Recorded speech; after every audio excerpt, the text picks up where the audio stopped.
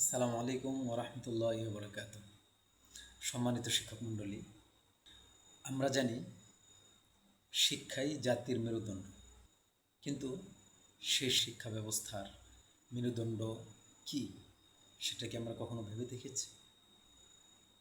সেই শিক্ষা ব্যবস্থার মেরুদণ্ড হলেন একজন আদর্শবান শিক্ষক। একজন শিক্ষক শুধুমাত্র পাঠদান করেই তার দায়িত্ব শেষ হয়ে যায় না, তিনি জাতি গড়ার কারিগর।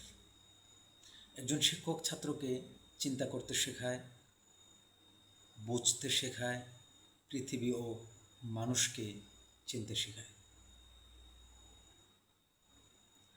একজন শিক্ষক ছাত্রকে তৈরি করেন আগামীর নেতা হিসেবে। একজন শিক্ষক ছাত্রকে গঠন করেন ভবিষ্যৎ নির্মাতা হিসেবে। তাই আমরা বলতে পারি একজন শিক্ষক শিক্ষা ব্যবস্থাপনার কেন্দ্রবিন্দু এবং প্রাণশক্তি। তাই শিক্ষকের মধ্যে থাকতে হবে দক্ষতা, সৃজনশীলতা, দায়িত্ববোধ ও কার্যকর উপস্থিতি। কারণ একজন শিক্ষকই বদলে দিতে পারেন একটি প্রজন্ম।